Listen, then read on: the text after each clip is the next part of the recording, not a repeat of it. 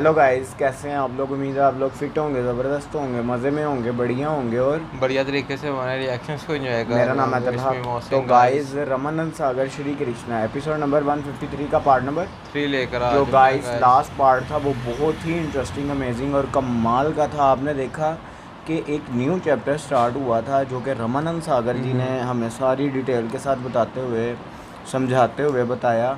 और उसके बाद हमने कृष्णा जी को देखा कि उन्होंने कहा कि बहुत से ऐसे लोग हैं जो कि भगवान की साधना तो कर रहे होते हैं पर उनके जहन में कुछ और चल और रहा चल था। रहा होता है। फॉर एग्ज़ाम्पल जैसे बैठे तो आप शिवलिंग के सामने हुए हैं, लेकिन आपका जो ध्यान है वो किसी स्त्री की तरफ है, आप सोच उसी बारे में रहे हैं। तो इससे रिलेटेड सारा कृष्णा जी बता रहे थे कि ऐसे लोग दोगले लोग होते हैं जो कि ऐसे नहीं करना चाहिए। तो गाइस अब आगे कंटिन्यू करने के लिए चलते हैं वीडियो की तरफ और देते हैं रिएक्शन, देखते हैं आगे हमें क्या देखने को मिल रहा है।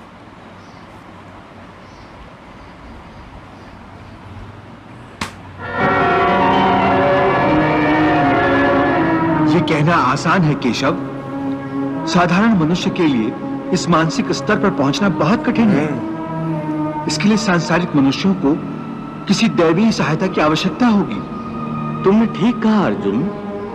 भगवत कृपा के बिना कोई भी कार्य सिद्ध नहीं हो सकता। इसलिए मनुष्य को अपने पुरुषार्थ के साथ साथ प्रभु की भक्ति का भी आश्रय लेना चाहिए। हे अर्जुन, परमात्मा की भक्ति करने से मन सात्विक हो जाता है और विषयासक्ति पूर्णतः समाप्त हो जाती है। और यदि आसक्ति का नाश नहीं हुआ तो आसक्ति का नाश नहीं हुआ तो मनुष्य का सर्वनाश हो जाता है। सर्वनाश? हां पार्थ, सर्वनाश। हे अर्जुन, आसक्ति के मारे हर मनुष्य किसी भी विषय के आकर्षण और मोह में फंसकर सोते जागते निरंतर उसी का चिंतन करते रहते हैं।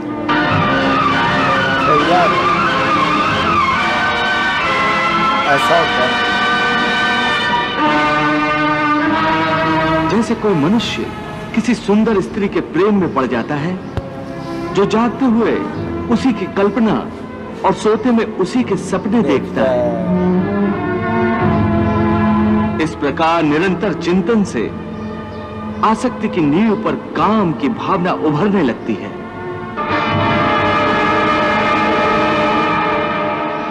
काम या वासना में थोड़ी भी रुकावट आने से क्रोध का आगमन हो जाता है।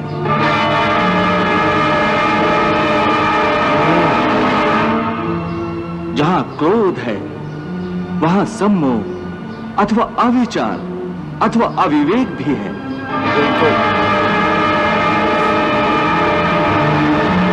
जिस प्रकार प्रचंड वायु के झोंके से दीपक की ज्योति बुझ जाती है,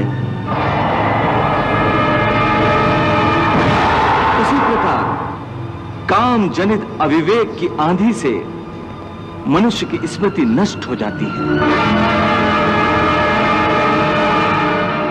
और जब स्मृति भ्रंश हो जाता है तब बुद्धिनाश में कितना समय लगता है पार्थ?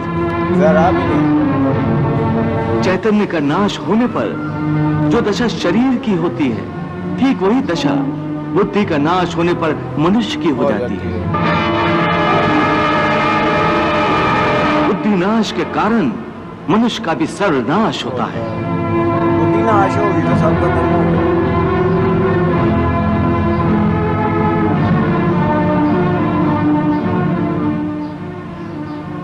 ध्यायतो विषयान् पुंसः संगस्तेषु उपजायते संगात संजायते कामः कामात् क्रोधा अभिजायते क्रोधात् भवति सम्मोहः सम्मोहात् स्मृति विभ्रमः स्मृति भ्रंशात् बुद्धिनाशो बुद्धिनाशात् प्रणश्यति।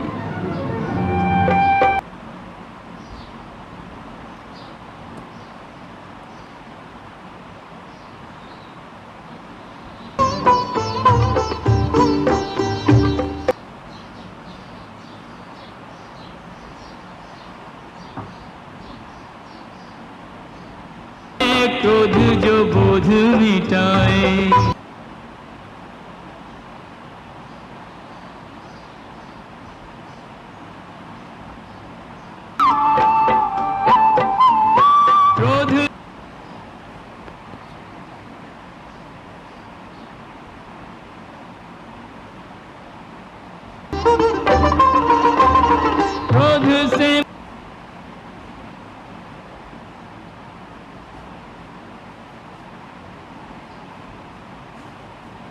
का नाश जो मानव को निज पर ये रहा है।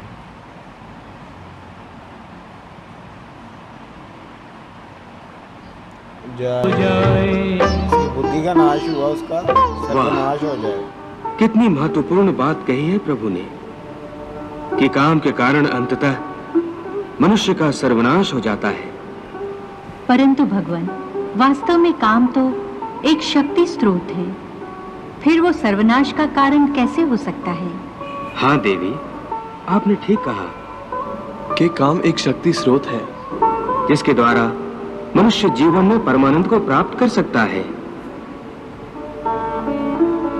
परंतु यदि काम की शक्ति मनुष्य के नियंत्रण में न रहे तो वही शक्ति प्राणी का सर्वनाश कर देती है। प्रभु, आप ये कैसे विरोधी बातें कर रहे हैं?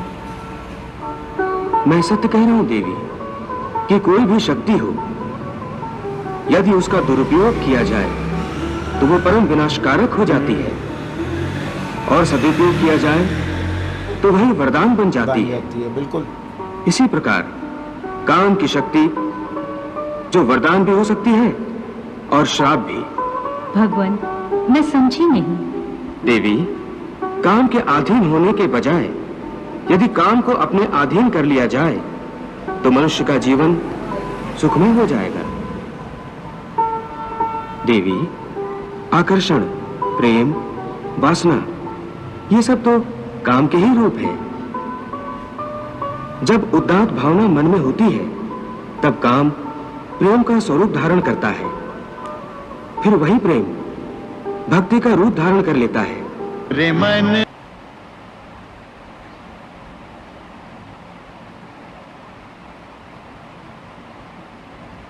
जगत का सार, रे मन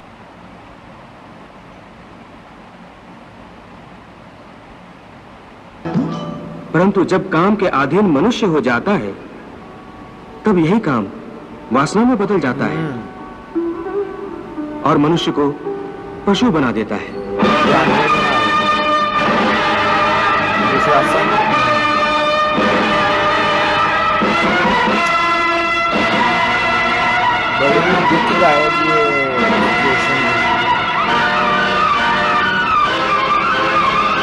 और जब मनुष्य पशु बन जाता है तब अत्याचार और अनाचार का जन्म होता है।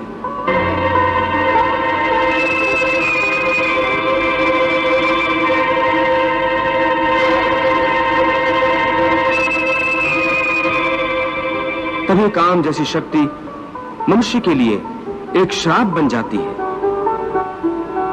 इसलिए प्रभु अर्जुन को कर्मयोग की साधना के द्वारा आसक्ति का त्याग करने की शिक्षा दे रहे हैं। देवी, यदि आसक्ति का त्याग नहीं किया तो मनुष्य का पतन निश्चित है, क्योंकि आसक्ति तीव्र होने पर काम की उत्पत्ति होती है और यही काम मनुष्य को सर्वनाश की ओर ले जाता है। इसका अर्थ केशव, आसक्ति सर्वनाश का मूल है? हाँ अर्जुन, इसलिए तो मैं तुम्हें निरासक्त होने को कह रहा हूं, स्थित प्रज्ञ होने को कह रहा हूं, क्योंकि स्थित प्रज्ञ की स्थिति निष्काम कर्मयोग की चरमावस्था है। हे केशव, कृपया स्थित प्रज्ञ का कोई स्पष्ट उदाहरण देकर समझाओ। हे अर्जुन, विशाल और अथाह सागर का स्वभाव स्थित प्रज्ञ मनुष्य की भांति ही होता है। हे पार्थ, नदी में यदि अधिक पानी आ जाए तो उस नदी में बाढ़ आ जाती है। उसकी तूफानी लहरें किनारों को तोड़कर चारों ओर तबाही मचा देती हैं।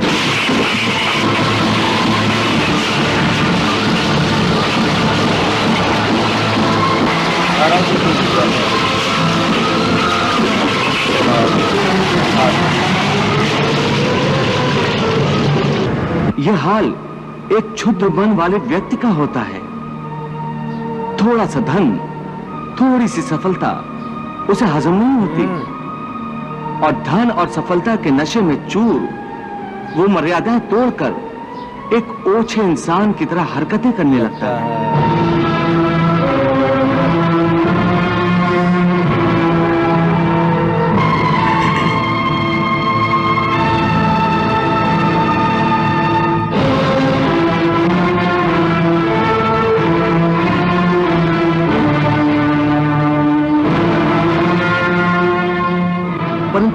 स्थितप्रज्ञ मनुष्य एक सागर की भांति होता है जिसमें चारों ओर से नदियों का जल निरंतर जमा होता रहता है।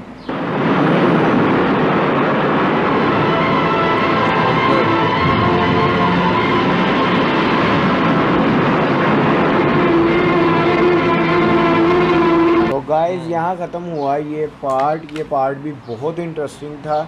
आपने देखा मोहसिन भाई इसमें उन्होंने बताया कि किस प्रकार जब आपकी कुछ ख्वाहिशें होती हैं, फॉर एग्ज़ाम्पल उन्होंने एक प्यार की एग्ज़ाम्पल दी कि जब आप किसी से प्यार करते हैं तो वो आपको नहीं मिलता, तो तब आपके दिल की, तब आपके बुद्धि की क्या सिचुएशन हो जाती है कि आहिस्ता आहिस्ता पहले आपका दिल जो टूटता है वो नहीं संभलता, उसके बाद वो बुद्धि पे इफ़ेक्ट पड़ता है। और जब आपकी बुद्धि भ्रष्ट हुई, मतलब कि बुद्धि ख़राब हुई, तो समझ लो कि मनुष्य जो है वो ही ख़त्म हो गया। बिल्कुल, क्योंकि सारा कंट्रोल तो आपका दिमाग से होता है।